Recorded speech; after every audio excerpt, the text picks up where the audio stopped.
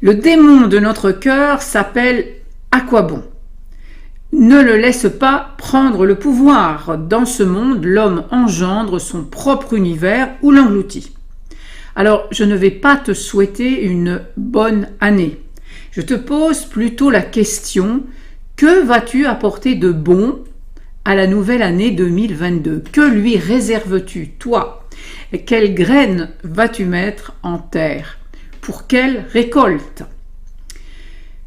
On a l'habitude de dire que cette année vous apporte ceci et puis cela, et surtout la santé, comme si tout allait arriver sans notre participation active quand même.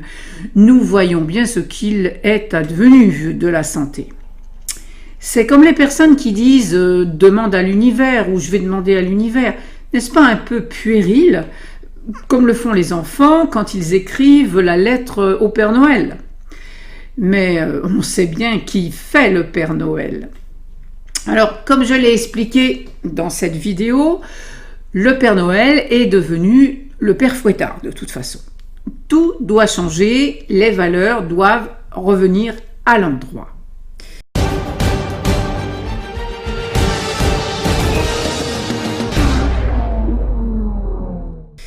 Je suis Élisande, je pratique le coaching narratif dans le miroir des contes. J'accompagne à faire alliance avec ton âme. Ton âme, c'est ce que tu es, ton identité originelle et originale, unique, qui vient se réaliser dans la matière. C'est le héros qui accomplit cette tâche, qui affronte l'épreuve et prouve ainsi sa véritable identité, c'est-à-dire un corps humain visible et une essence invisible, son âme. Le premier étant le temple de la seconde. La vraie question à se poser est: que dois-je faire en 2022 donc pour réaliser mon souhait? Quelle graine semer pour que le germe de mon souhait donne la plante que je suis censée cultiver sur terre? Collectivement, dans quelle société voulons-nous vivre? Voilà la question. Allons-nous laisser faire ce qui se passe? Notre responsabilité est grande, évidemment. Aucune dictature dans le monde n'a réussi une telle transgression. C'est l'hubris qui le permet, mais les déferlements totalitaires n'ont qu'un temps. Regarde cette vidéo sur l'hubris. Voilà, il nous faut faire un choix, donc, en notre âme et conscience. C'est le grand temps des héros. Mais si tu ne prends pas soin de ton temps, eh bien ton histoire est volée, elle appartient à d'autres. En fait, être esclave, c'est se faire voler son temps d'existence sur Terre. La particularité du héros est qu'il s'engage pour son âme, qu'il fait alliance avec le vivant et qu'il renonce à toutes les tentations de séduction et de chantage et de manipulation, comme l'a fait Jésus dans le désert lorsque le diable lui promettait richesse et puissance et célébrité. Il est temps d'agir comme vous n'avez jamais agi dans votre vie, tout un chacun. Il est temps de s'engager comme jamais vous ne vous êtes engagé dans votre vie. Plus rien d'autre n'a d'importance. C'est dans le désastre que le vivant se réveille. C'est au fond de l'impasse que se dessine une sortie vers le ciel. Car sinon, où trouver une issue? L'oligarchie bloque toutes les portes et tente même de faire peser une chape de plomb sur le monde. Ils appellent cela effet de serre. Mais c'est bien sûr encore un mensonge de plus pour culpabiliser et effrayer les populations. Alors à propos d'astres d'ailleurs et de ciel, eh bien depuis quelques semaines, un projet me titille, m'habite. J'ai créé une autre chaîne sur l'astromythologie, le langage du ciel. On dit bien « aide-toi et le ciel t'aidera » et c'est toujours ainsi que cela s'est passé pour moi. Ma nouvelle chaîne, évidemment, est encore vierge à ce jour de toute vidéo, mais ce sera une réalisation de l'année 2022, à mon rythme, évidemment. Ce sera une chaîne donc spécialement dédiée à l'astrologie à travers les mythes.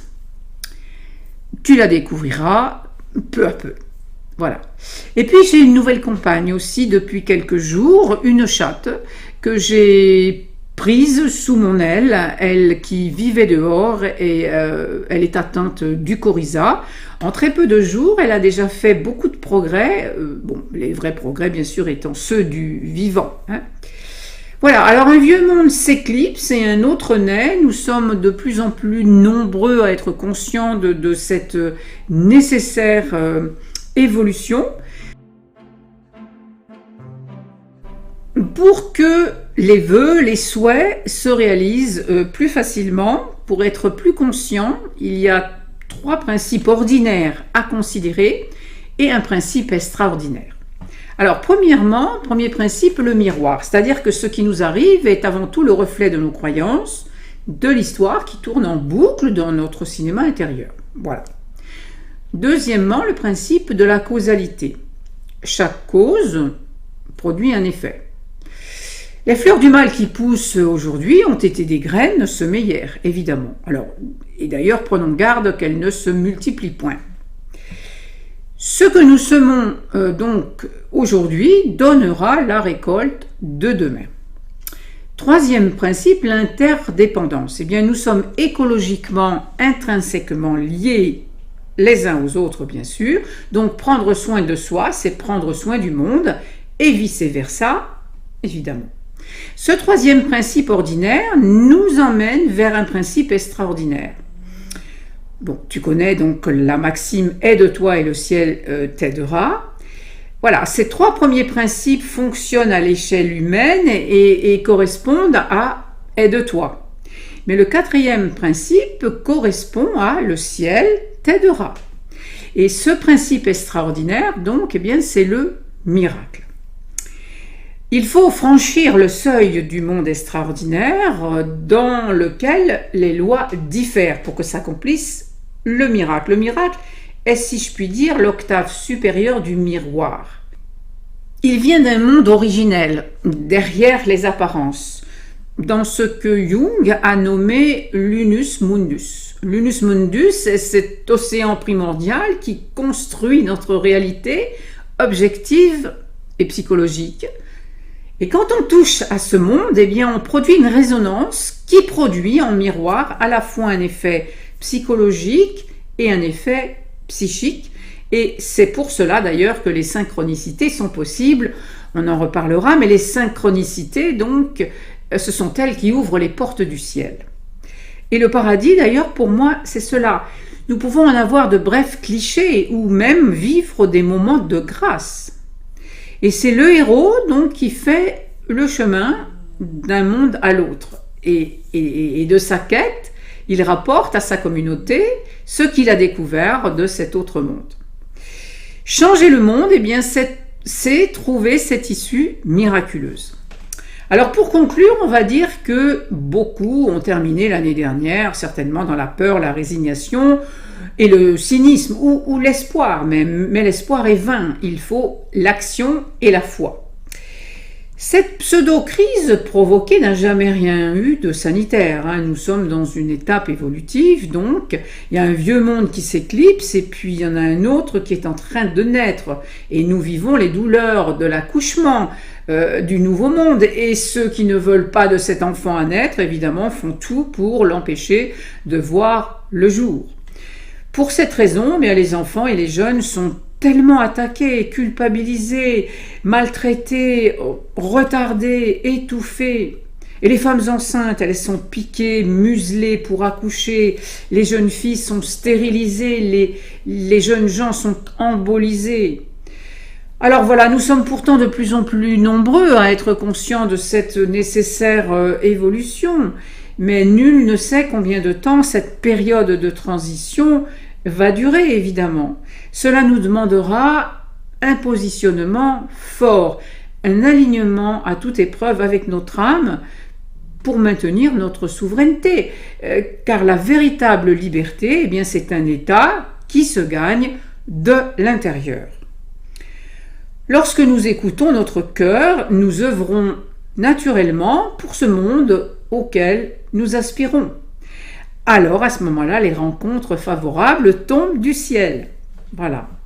Une puissante vague de fond se lève, nous devons l'accompagner, nous devons être ce grain de sable vivant et vibrant dans l'engrenage de la froide mécanique totalitaire. Alors levez-vous, enfants de la patrie, et à bientôt dans cette vidéo pour comprendre que l'œuvre du diable est nécessaire pourtant.